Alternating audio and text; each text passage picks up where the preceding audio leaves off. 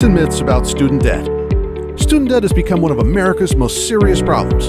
It's estimated that we have more than $1 trillion with a T outstanding in student loans. It's become so bad for individuals that an estimated 10% of recent borrowers defaulted on their loans within 2 years of graduation, and 1 in 7 went into default within the first 3 years of required payments. Given these statistics, it's no wonder that there is so much information floating around about student loans. Unfortunately, not all of it is true. So here to set the record straight are some of the most important facts and myths about student loan debt. Myth: you can get rid of your student debts by declaring bankruptcy. The truth is that you can't get rid of your student loans by declaring bankruptcy. Congress decided some years ago that since the money to fund these loans come from U.S. taxpayers and not from banks or private corporations, that we should be protected. Rewrote the law so that it's virtually impossible to get student debts discharged in the Chapter 7 bankruptcy. If you were to file for bankruptcy, you could plead with the judge to discharge your student debts, but it's highly unlikely you'll succeed unless you can prove a special hardship, which includes you are unable to maintain even a minimal standard of living if you have to repay your loans. These circumstances will continue for a large portion of your loan repayment period. You've made a good faith effort to repay your loans. Fact: student loans can be forgiven. You can get student loan debt forgiven, erased, after 20 years if you work for a public service organization such as the federal, state, or city government and have made all your payments as scheduled and on time, but still have a remaining balance. This is called Public Service Loan Forgiveness, IPSLF. If you're a teacher, you can get up to $17,500 of your loans forgiven after teaching 5 complete and consecutive years of qualifying teaching service. Click here to learn more about this type of forgiveness. Myth: President Obama will soon sign a bill forgiving all student loan debt. This pops up on the internet from time to time, and if you're swamped with student debt, it could have you singing hallelujah. However, it's just a myth. It is not only unlikely that the president has the power to do this, but if he were to do so, wiping out $1 trillion in debt equals about 1/3 of the federal budget. This is a huge amount that, even if it were spread out over several years, would lead to even bigger deficits, tax increases, and budget cuts. Couldn't just wipe out $1 trillion in debt with a stroke of a pen without there being serious consequences. Fact: there are other and probably better options for repaying your loans. 6 months after you graduated or stopped going to school, you are required to start repaying your loans under 10-year standard repayment. This means you have a fixed monthly payment and 10 years to repay your loans.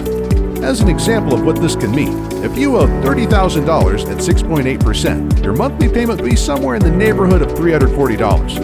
Your cumulative payments would be about $41,000, and you would pay nearly $11,500 in interest. You could reduce that $340 a month by changing to one of the other 6 repayment programs available. For instance, there is graduated repayment, where your payments start out small and then gradually increase every 2 years. This could be a good choice if you're just starting out in your career but believe your earnings will increase over time. Myth: students graduate owing an average of $29,400. This is one of the most quoted statistics about student debt, but is not exactly the case. A recent study revealed that this number is swelled by the nearly 1.7 million graduate school students that are taking out loans, many for degrees that may or may not lead to better salaries.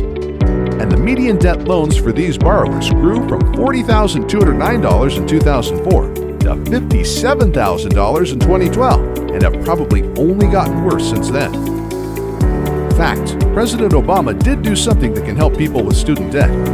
While President Obama did not sign an executive order forgiving all student loans, he did sign one that made many more people eligible for pay-as-you-earn repayment.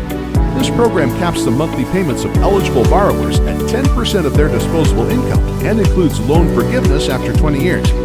However, to be eligible for this program, you must have had at least one federal student loan that you got on or after October 1st, 2011, and no loans prior to October 1st, 2007. It's also available only for loans in the Federal Direct Loan Program. Myth: you can beat the student debt game by going to a cheaper school.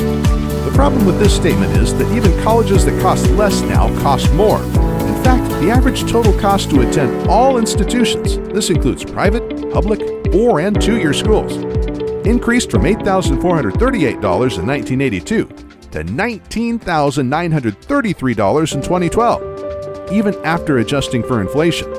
In other words, even if you attend a less expensive college, it will still be expensive and you will likely have to borrow money to pay for it. Fact: consolidating federal loans together with private loans is a bad idea. First, you cannot get a federal direct consolidation loan to consolidate both federal and private loans.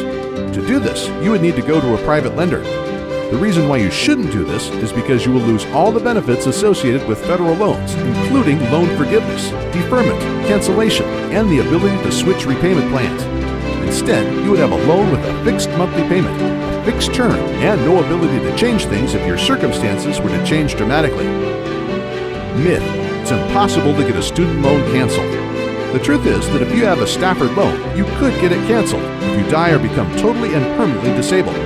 There are some other special circumstances where it's possible to get a federal loan canceled. They are: you were unable to complete your program of study because the school closed within 90 days of the time you enrolled. Your school did not qualify your status properly before you began your studies. You had a refund due you never received. The school forged your signature to a promissory note or some other important document. Your school failed to evaluate your ability to benefit from its coursework before you began school. Your loan was certified falsely as the result of identity theft or some other crime. Fact: you can leave your debts behind. It is possible to move to another country to avoid repaying your student loans. If you have an international address, it just makes it a lot more difficult for debt collectors to find you. In fact, collection agencies usually have to hire a third-party or international counsel to recoup the money you owe. Since this would cut deeply into their profits, they have less of an incentive to find you. However, you would be basically living in exile away from your family and friends and might not ever be able to return to the U.S. Myth: student loans won't have a long-lasting effect on your life. One study revealed that even after 25 years after graduation, the students who borrowed more than $25,000 were less likely to enjoy their work and are less physically and financially fit than those who graduated without debt. In other words, borrowing $25,000 or more to finance your college will have a negative effect on just about all aspects of your life.